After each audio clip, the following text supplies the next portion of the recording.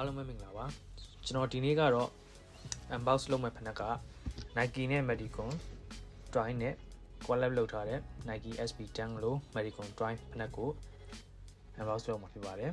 Nike နဲ့ Medicom Twine နဲ့ collab လုပ်ပြီးတော့ထွက်ခဲ့တဲ့ SB10 လို့ဖနက်တွေကအခုဆိုလို့ရှိရင်စုစုပေါင်းဒီကျွန်တော်တည်တော့ပြောရရင်6ရန်ရှိတော့ပါပြီ Medicom 1 Medicom 2 Medicom 3 Medicom 4ဆိုပြီးတော့2004မှာ Medicom 1 နဲ့ 2ကိုထုတ်ခဲ့ပါတယ်2005မှာ Medicom 3ကိုထုတ်ခဲ့ပါတယ်2006မှာ Medicom 4ကိုထုတ်ခဲ့ပါတယ်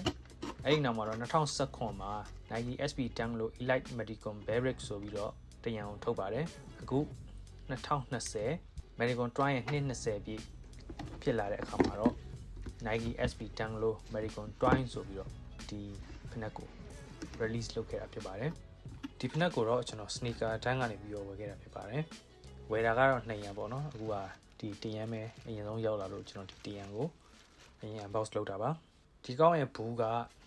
ကျွန်တော်တို့ဒီ Travis Scott တို့ Benson Jerry တို့ Grateful Dead တို့Stranger Love အဲ့ဒီကောင်းတွေထဲတဲ့ပုံဘူးပုံစံဒီ rainbow box ကလေးကိုသုံးထားပါတယ်ဒီဖနက်က retail ဈေးကတော့ဂျပန်မှာရန်14,000ရှိရဖြစ်ပါတယ် resale ဈေးကတော့ရန်4,000ခွဲဝန်းကျင်မှာရှိပါတယ် site ကြီးသွားလို့ရှိရင်တော့ဈေးပို့ပြီးတော့ကြီးသွားပါတယ်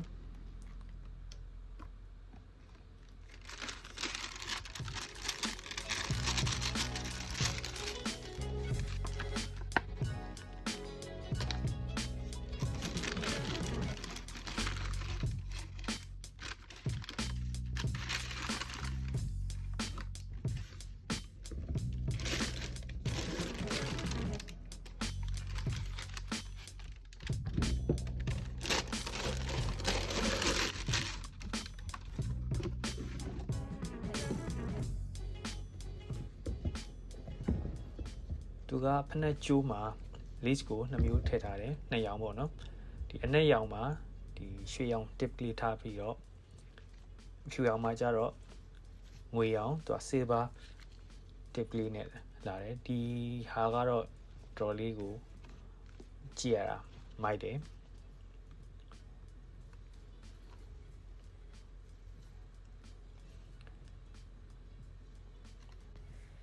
ဖနက်ရဲ့အနောက်ဖက်ဟီး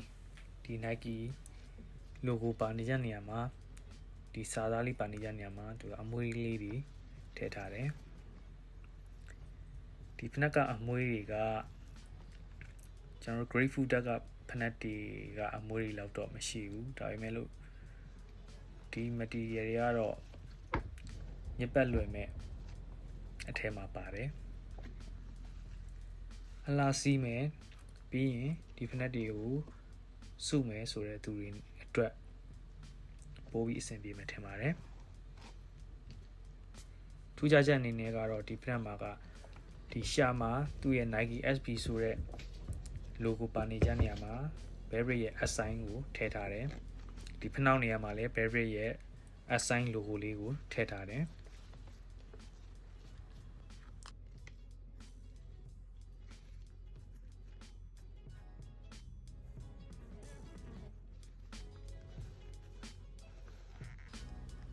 အတွင်းဆိုးမှာ Nike SB ဆိုတဲ့စာသားရဲ့ Barrick ဆိုတဲ့စာသားရဲ့ကိုထည့်ထားတယ် Barrick အယုတ်ကလေးလည်းထည့်ထားတယ်ဒီအတွင်းဆိုးကတော်တော်လေးကိုထူတယ်ပြီးရင်သူ air cushion လေးလည်းထည့်ထားတာဖြစ်တဲ့အတွက်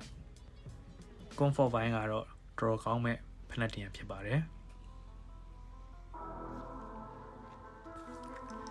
Okay အားလုံးကိုကျေးဇူးတင်ပါတယ်